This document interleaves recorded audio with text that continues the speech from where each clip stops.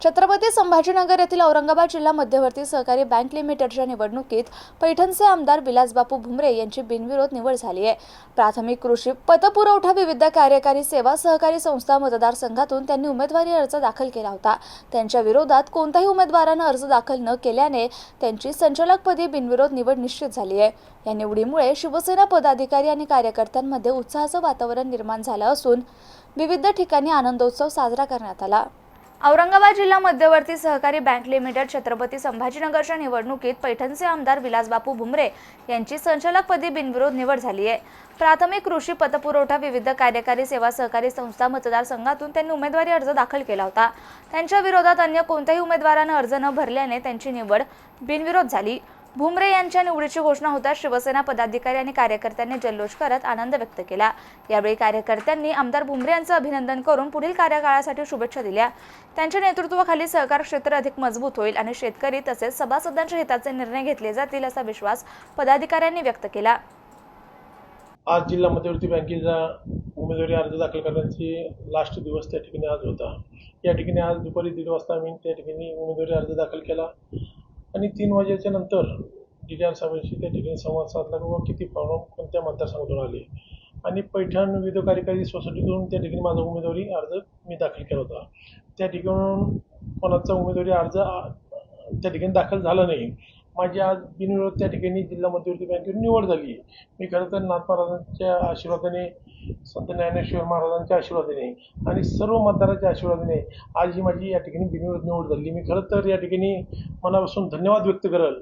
या ठिकाणी जवळपास 88 सोसायटी आमच्या या ठिकाणी होते, ठराव त्या ठिकाणी होते आणि त्यापैकी आखातवाडा विविध कार्यकारी सोसायटी असेल, पाचोड असेल, आनंदपूर असेल आणि पाचोड सोसायटीमधून या ठिकाणी माझा उमेदवारी अर्ज मी दाखल केलेला आहे।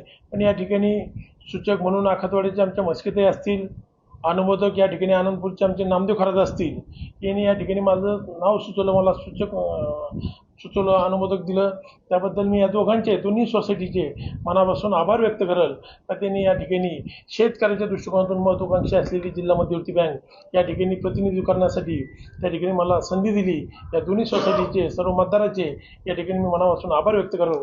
कारण की या ठिकाणी जिल्हा मध्यवर्ती बँक जर आपण बघितली, या ठिकाणी अनेक वर्षापासून भुमरे साहेब त्या ठिकाणी जिल्हा बँकेवरती कार्यरत होते। या ठिकाणी स्वर्गीय सुरेशदादा पाटील असतील, यांनी अतिशय चांगली बँक त्या ठिकाणी चालवली।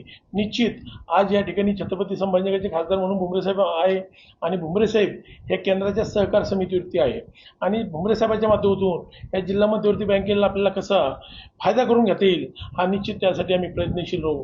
कारण की ज्यावेळेस शेतकरी अडचणीत असतो तर शेतकऱ्याच्या मदतीला कुठली बँक धावून जात असेल तर ती जिल्हा मध्यवर्ती बँक धावून जाते। कारण की या ठिकाणी विविध कार्यकारी सोसायटी असतील, या माध्यमातून कर्ज वाटप केले जाते।